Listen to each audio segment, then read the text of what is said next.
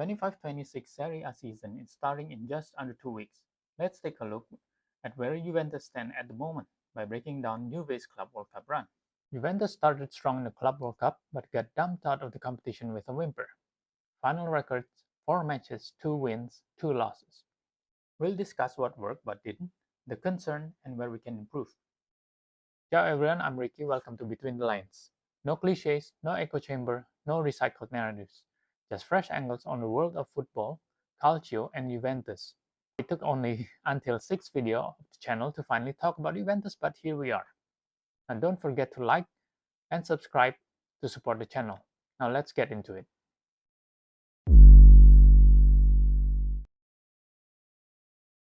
Now we learned more from defeats rather than win, so we'll go through all the results quickly and then dive deeper into the losses. If you already know the result and want to skip ahead, I've put the timestamps in the description below. Now otherwise, let's get started with the first 2 games. As mentioned before, Juve started well enough with 2 wins in the group, starting with 5-0 win against Al Ain, followed by 4-1 wins over Wydad.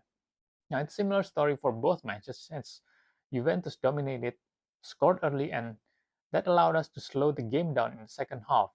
Now, Yildiz was our main danger man throughout, and his combination play with Colomwani was excellent. After 2 games, Juve had scored 9 goals and conceded just 1. We were leading Man City in the group thanks to the goals scored.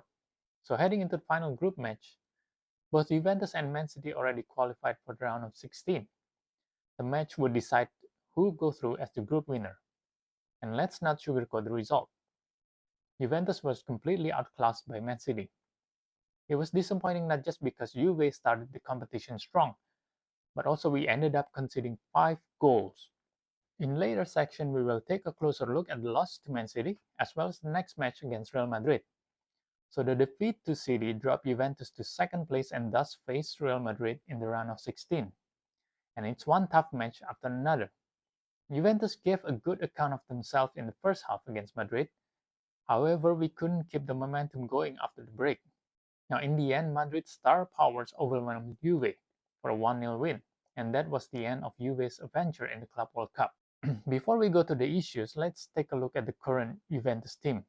So we'll zoom in at the Club World Cup.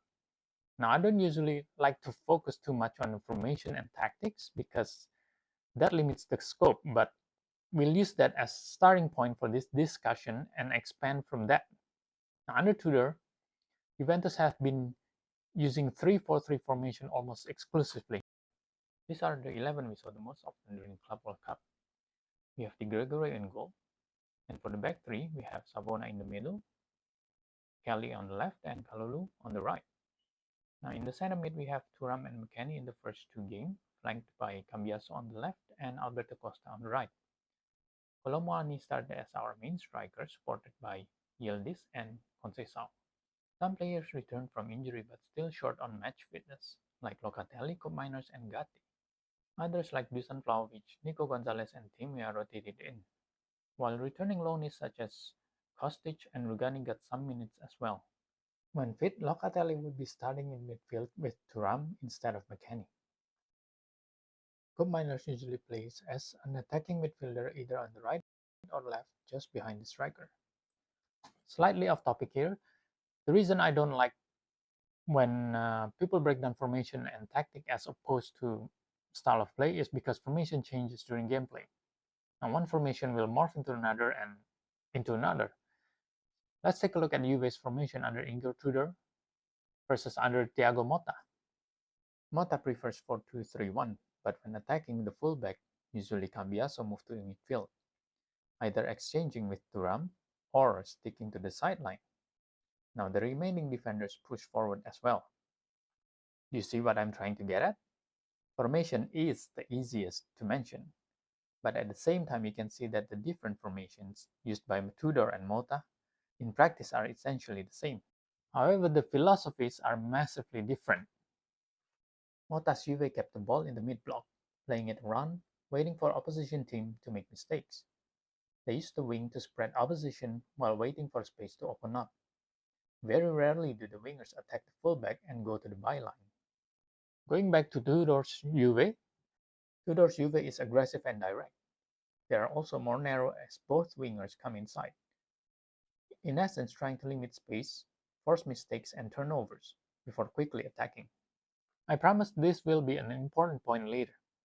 As mentioned earlier, the two defeats against Manchester City and Real Madrid brought forward some issues with current Juventus that I think are worth discussing.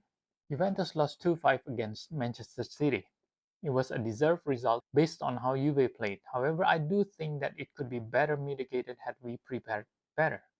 Now let's talk the first problem, the planning for a group stage. Juventus and Manchester City pretty much took the opposite approaches to the group stage. Now Juventus fielded their best 11, or at least available ones, in the first two matches. Then having qualified to the next round, Tudor made 5 changes to the first 11 for the Manchester City match.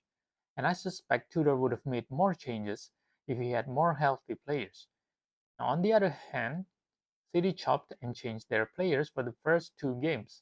And for a Juventus match, apart from Haaland and Guardiola, they arguably fielded their best 11. In a 3-match group stage, 2 wins almost guarantee qualification to the round of 16. So I understand the logic behind Juve's approach. Getting a win against Man City is not an easy task, so securing 2 wins before the final match was a very good strategy for advancing. Now, so why is this a problem? Getting a win against Man City is tough. They're one of the best sides in the world. Going into the match against them not with your best 11, you're just making your life much tougher. And that brings us to the second problem, the mentality. Now, even if we are already through, the game still mattered. Finishing second put us on the path to face Real Madrid. Furthermore, losing kills momentum. It hurts morale and confidence. The bigger issue is this. For Juventus, winning is always the goal regardless who we face. Now resting players in the match against Manchester City feels like we're sacrificing the game, like we're not playing for the win. And for me, and I'm sure for many Juventus supporters, that is a problem because when this is written on the back of your shirt, you always play to win. So in addition to all that, we've got our third problem, tactics. Now I'm talking tactics for this specific game, not our style of play. As usual, Juve use 3-4-3 while City their typical 4-3-3. I'm not comfortable with the defense here. We have 3 defenders against Man City's 3 attackers. In most cases, we want to have an extra player while defending. I'm not saying there's a weakness in the formation. Formation can help in terms of organizing players on the pitch, but it needs to be coupled with instructions.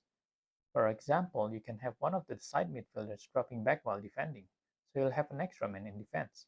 You also need to have the wingers pay very close attention to the fullback, but that's not the case in this match. Juve's player looks lost and disorganized. Take a look at this screenshot. We have a cluster of 4 players here, while there were only 2 City players. While in defense, this is 1-against-1 situations, and Doku here is completely free. Nico Gonzalez marking a center back instead of following a fullback. So with just one pass from Ederson to Doku, we're exposed. Another situation here, we had 3 defenders very close to Marmoush. Almost every player then got dragged to one side and Cambiaso left to mark 2 players. Instead, Vlahovic should have dropped here, so McKennie could move here, and Koopmeiners could shift wider.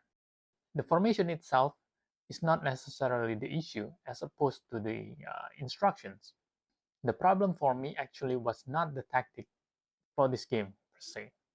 It's rather the fact that Juve perhaps didn't prepare enough, or that Tudor didn't react or adapt or make any changes, and that is worrying considering in Serie A this kind of tactical battles are weekly occurrences. And also, if you look at the coach that we'll face, Napoli has Conte, Milan has Allegri, Fiorentina has Pioli, Lazio has Sarri, and Roma has Gasperini. They are all experienced, proven, winning managers. Let's move on to Madrid match. We'll see another issue that came up, and Juventus used the same way of playing against Real Madrid as they did against City.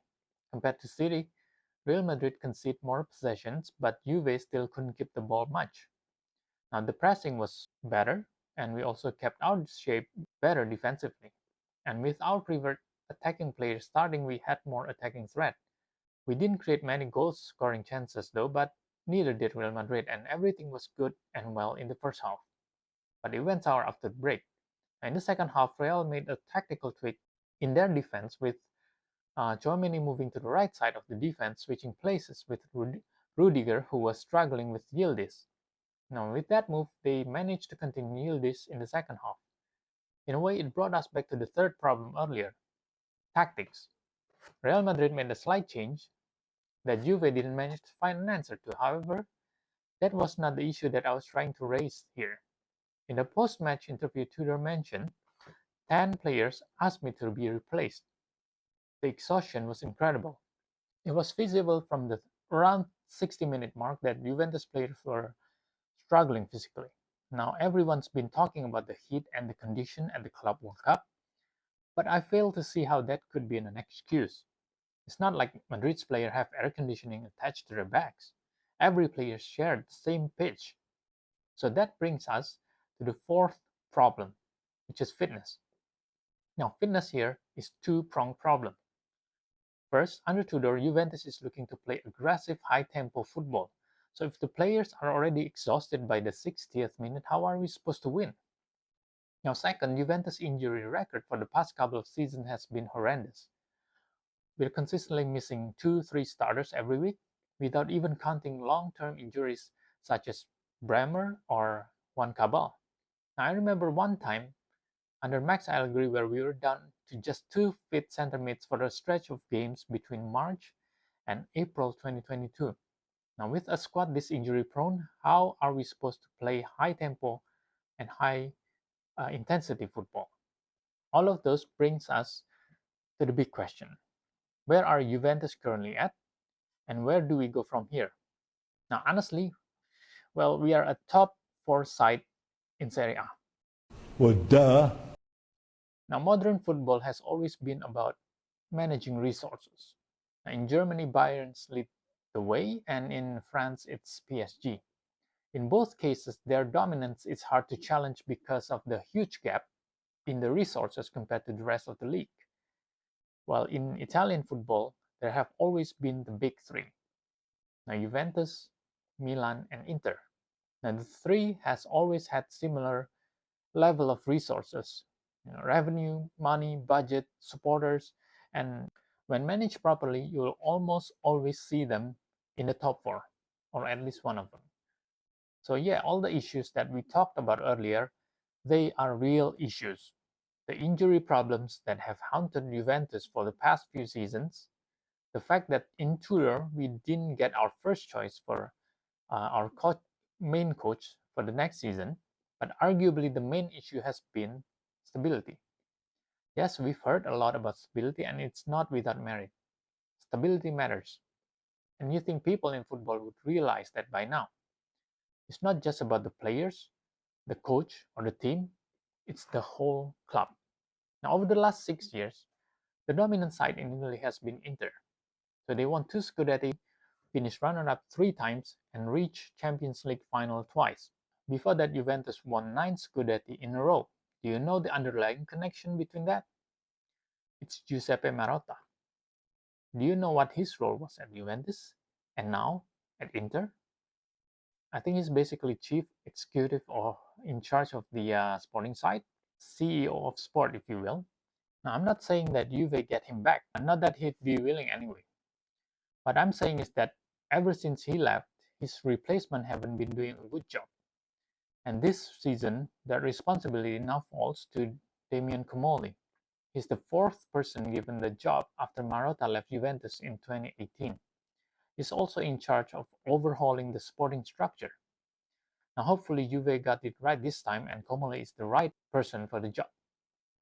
Now, hopefully, we can finally identify and fix the injury problems. Now, as for the team itself, the fitness and the tactic issues, I think we still have pretty good starting 11, although the squad is quite thin in some areas. So naturally, we need addition. And that goes back to Comoli and his team to make the right calls in the market. And when we talk about tactics and in-game adjustment, it's hard to make those when you have a thin squad. But the good news, we don't have to face Man City and Madrid back-to-back every week. Now, another thing worth remembering is that Tudor only came in March, and this time He'll have a proper preseason to work with the players and to get the squad to the required level of fitness to play his high tempo, high intensity style of football. Also, he took over from a manager whose style of football was completely different from his own, and different system requires different kind of players. So again, work is needed in the transfer market. Now we'll talk about the squad and transfer in another video. For now, I really need to wrap this up. Like Julian Nagelsmann said, football is 30% tactics and 70% man management. So then communication, motivation, and relationship, they all play a big part. So no, the market won't solve all our issues, but we do need the right players. We need to build the right squad, and the rest is down to good management. Not just from the coach, but we need the whole footballing department at Juventus to pull in the same direction. It's less about tactics and more team building. It's building the right Juventus. So thanks for watching. I hope you enjoyed the video. Please like, subscribe, and share, and I'll see you in another video. Now this is Ricky signing off from Between the Lines. Ciao!